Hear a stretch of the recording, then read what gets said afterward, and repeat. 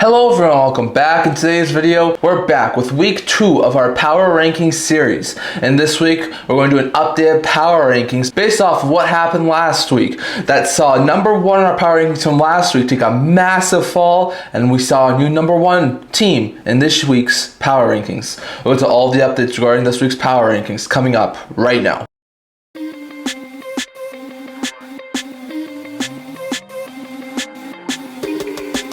Hello everyone, welcome back to the video here at the End-to-End Hockey channel. Now before we get into the video, don't forget to like this video and subscribe below. Thank you for all of your support. I would never be able to do this without all of you guys. So if you haven't already, don't forget to subscribe button down below. Don't forget to leave a comment. We're on the road to 1,000 subscribers. And don't forget to stay tuned for videos coming out in the very near future. So in today's video, we've got a very interesting video. It's week 2 of our Power Rankings series. So we're going to have an updated Power Rankings after this past week. We saw some very interesting things that has shaken up the Power Rankings pretty much. And so a couple of teams get a little bit higher, but some very impressive teams from last year and from week 1 wind up falling hard. So we'll touch on all this first. We'll start with our 3 honorable mentions this week. So the 3 honorable mentions from last week were all bumped out of the honorable mentions. We have 3 new honorable mentions this week. The third honorable mention, the one I want to talk about here first, is the Toronto Maple Leafs. Last week wasn't a half bad week for the Maple Leafs. They went 2-1-1 to improve to 3-2-1 on the season, so it wasn't a bad week. They started out with the second half of a home-and-home loss to the Detroit Red Wings, which wasn't overly good. And then they also ended the week with an overtime loss to the Seattle Kraken. Sandwiched in between that, they took down the Predators and the New York Rangers. So like they're starting to get a little bit more feel to them. Like the absence of Marner on that team is still hurting them, I think, a little bit. But Matthews and Neal, they're starting to click a little bit more. Nyes is looking good. Tavares, the defense is not looking half bad. Stolarz has been fantastic, man.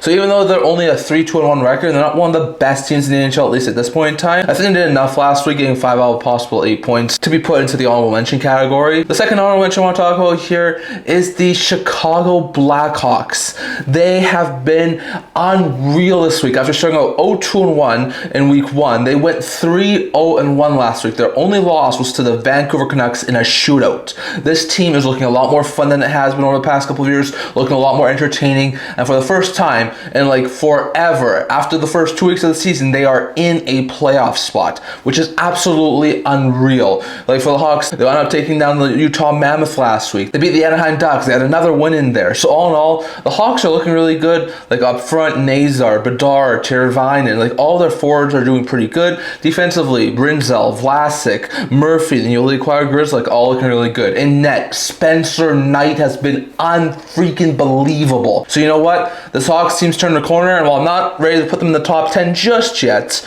they are going to make an appearance in the honorable mentions. Then the other honorable mention that we have here today is the Utah Mammoth. After starting out 1-1-0 last week, they went 3-1-0 this week to improve to 4-2-0. Their only loss was to the Hawks. They opened their home opener with a win, and since then have won 3 straight at home, taking down the Flames, the Sharks, and the Bruins. Now, obviously, none of those teams are really hugely impactful, maybe to some extent Boston, but like I think you'd expect them to be sounds like Calgary, which is why I'm not putting them in the top 10 yet. But I think winning 3 straight at home, winning 3 out of 4 last week is really worthy to put in the honorable mention category. Utah's looking really good. Schmalz and Keller had a phenomenal week last week. Cooley's starting to feel it. Peterka's starting to feel it. Defensively, Sturgachev, Simishev's not looking too out of place. Benjamelka's giving them some good games. So all in all, the Utah Mammoth have looked pretty good this week, and that is why they are another honorable mention in my 3 honorable mentions. And next, going over to the top 10 teams. So the 10th team to start with this week is the Vancouver Canucks. After starting out 1-1-0 to begin the season,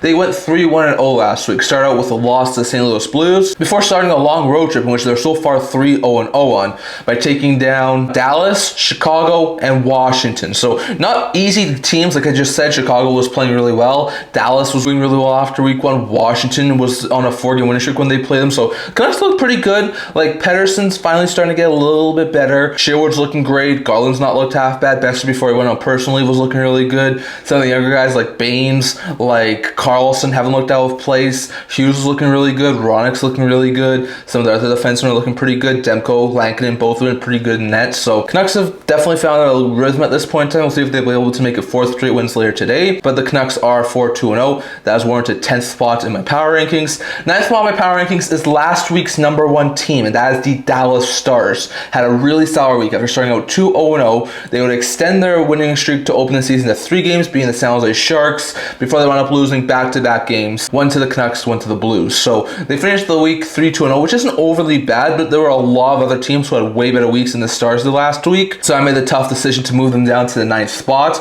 They're still looking pretty good. Offensively, could be a little bit better. Defensively, they're definitely missing a couple of pieces, but Hayes can still look good. Lindell still look good. Harley still look good. And that Andre's been all right. So it hasn't been a great week for the Dallas Stars, and that's why I'm bumping them down to 9th.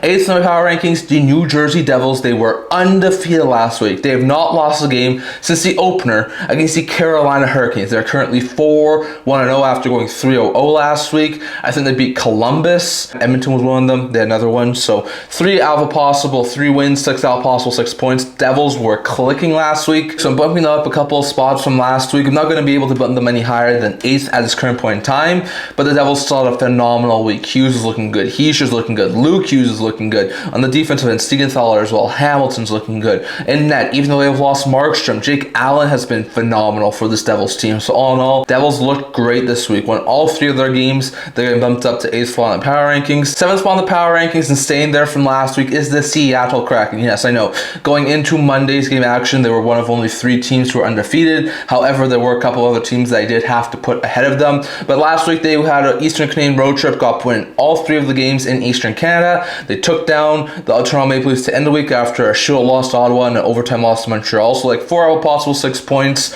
is not half bad if you're the Seattle Kraken. Starting the season on a 5-game point streak was not something I was expecting from the Kraken. Like honestly, this team has looked really good. Stevenson, Marchment, Beniers up front have all been doing really good. Dunn, Larson on the back end have been doing really good stuff for them. Decord, even though he's been a little bit more shaky in the past couple of games, he's still looking pretty good. So all in all, the Kraken are still a really good team. Going into Monday's game action, they were one of only 3 undefeated teams, and that's why I'm keeping them at 7th in my power rankings. 6th in my power rankings this week, and bumping up a couple of spots from last week, is the Montreal Canadiens. The Canadiens were phenomenal last week. They won 2-1-0. They had a 4-game winning streak that was unfortunately snapped against the Rangers on Saturday, so that is a little bit unfortunate, but they had a couple of very impressive wins earlier in the week. Overtime victories over the Predators and the Seattle Kraken. So like I said, they're 4-2-0, one of the best teams in the Atlantic Division. They're doing really well so far. Offensively, Suzuki, Kapanen, Bolduc leading the offensive drive. Defensively, Matheson and Dobson have been a great top pair for the Montreal Canadiens. And in net, Dobesh and Montembeault have both been pretty dang good goaltenders for the Canadiens. So they went 2-1-0 last week. They're up to a 4-2-0 record, one of the top teams in the Atlantic, and they're getting bumped up to 6th spot on my power rankings. 5th spot on my power rankings this week is the Vegas Golden Knights. They had a very solid week last week. They went 3-0-0 and extended their season opening point streak to 6 games after starting the season 1-0-2. So really solid stuff. They played Calgary twice. They beat Calgary twice. A combined score of 10-3. They outscored them. They also had a very high scoring affair against the Boston Bruins, in which they narrowly escaped 6-5. So like defensively, you want to be a little bit better. Aiden Hill left one of those games with an injury, so you hope that nothing's overly serious there. But still, like this team has a 6-game point streak to begin the year. They've been absolutely flying out of the gate. Eichel, Dorofiev, Stone, Marner, lots of those guys are looking phenomenal offensively. Defensively, Theodore, McNabb, Whitecloud, well, they could be a little bit better, not doing overly well. And like I said, Hill and Schmid, when he's had to come in, have both looked pretty good for the Vegas Golden Knights. So all in all, very interesting note there. But the Knights were 3-0-0 last week and extended their season opening point streak to 6 games, which warrants them being bumped up to 5th in the power rankings. 4th in the power rankings, and also being bumped up a little bit, is the Winnipeg Jets. After being, I think, 5th last week, about them up 1 spot, they were another team who went 3-0-0 last week. They wound up taking down, I think, the Nashville Predators, and there were a couple of other wins they got last week too. Like, they were impressive victories and weren't close games. Like, they really sort of started to show that they're a really solid team. Won 4 straight since that opening game loss against Dallas. So this Winnipeg Jets team is absolutely dangerous right now. Scheifele and Connor, especially on the forward group, are making magic happen. On the defensive end, it's not been great, but Morrissey, DeMello, Pionk, they've held on for it pretty well. And in net, Hellebuck is still Hellebuck, doing really good Hellebuck things. So all in all, Jets still look like a very scary team to face,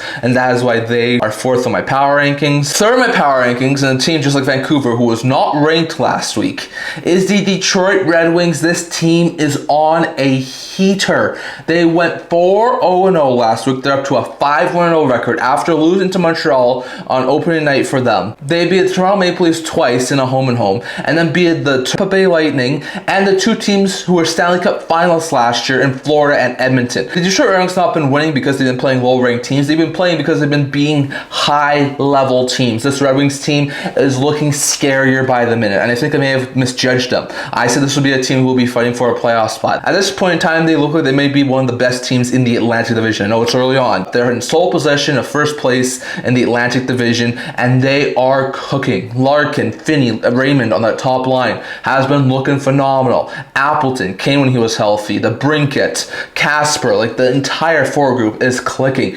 Defensively, they've had some pretty solid contributions from Sherratt, Sider, Edvinson. Pelika got his first career goal this week. And in that, Gibson and Talbot, especially Gibson after bouncing back from that original loss against Montreal, have looked great. Detroit is clicking. They're on a 5-game heater right now. And in my power rankings, they're bumped up to 3rd spot. And the 2nd spot in my power rankings is the last undefeated team in the NHL. That is the Carolina Hurricanes, who went 3-0-0 last week. Really took care of the California road trip. I think they beat San Jose, Anaheim, and Los Angeles last week. So once again, with the way those teams are playing right now, it's not too surprising. But Carolina is 5-0-0 going into Monday's game action. They are looking phenomenal. Offensively, this team is clicking with guys like Jarvis, Aho, Ehlers, Svechnikov, all doing really good. Defensively, even though they've lost Slavin, Gosper stepped up, Chatfield stepped up, K'Andre Miller has stepped up, and in net, Anderson and Busia both actually doing pretty good in net. So Carolina is the only undefeated team left. I think it's only reasonable to put them 2nd in the power rankings, but they are not the top team. The new top team in my power rankings for this week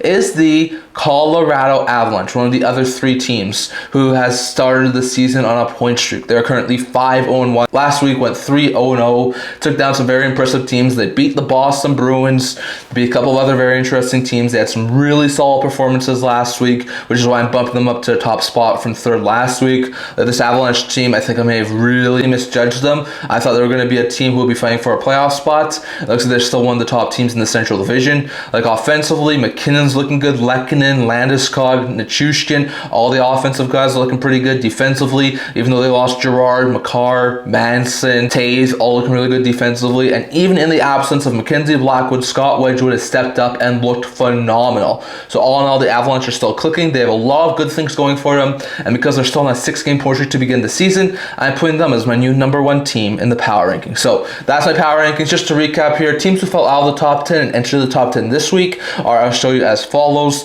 The Florida Panthers, who were 4th, and the Boston Bruins, who were 6th last week, both fell completely out of the power rankings after losing all 4 games they played last week. While the Detroit Red Wings, who won 4 straight, are up to 3rd after not being ranked last week. And the Vancouver Canucks, who were not ranked last week, had a 3-1-0 record and are bumped up to 10th. So we'll see how these teams do this upcoming week, see if Florida and Boston can bounce back next week. But just to recap, here's my top 10 power rankings for week 2. So at 10th, you have the Canucks, 9 is the Dallas Stars, 8 is the New Jersey Devils, 7 is the Seattle Kraken, 6 the Montreal Canadiens, 5 the Vegas Golden Knights, 4 the Winnipeg Jets, 3 the Detroit Red Wings, 2 the Carolina Hurricanes, and new #1 team is the Colorado Avalanche. So that's all I'm going to talk about here today. I'd love to hear your guys' thoughts. Who would you have 1 through 10 in your power rankings, and do you agree with mine? I'd love to hear your guys' thoughts in those comments below. That's all I'm going to talk for today. Remember to like this video, and if you'd like to subscribe below, thank you for all of your support. I would never be able to do this with all of you guys, so if you haven't already, don't forget to subscribe button down below. Don't forget to leave a comment. We're on the road to 1,000 subscribers. Don't forget to stay tuned for videos coming out in the very near future. I also have a blog talking about news, rumors, analysis, stuff like that, so check that out. I've linked that in the description below. Can't wait to see you guys all for the next video. See you guys soon.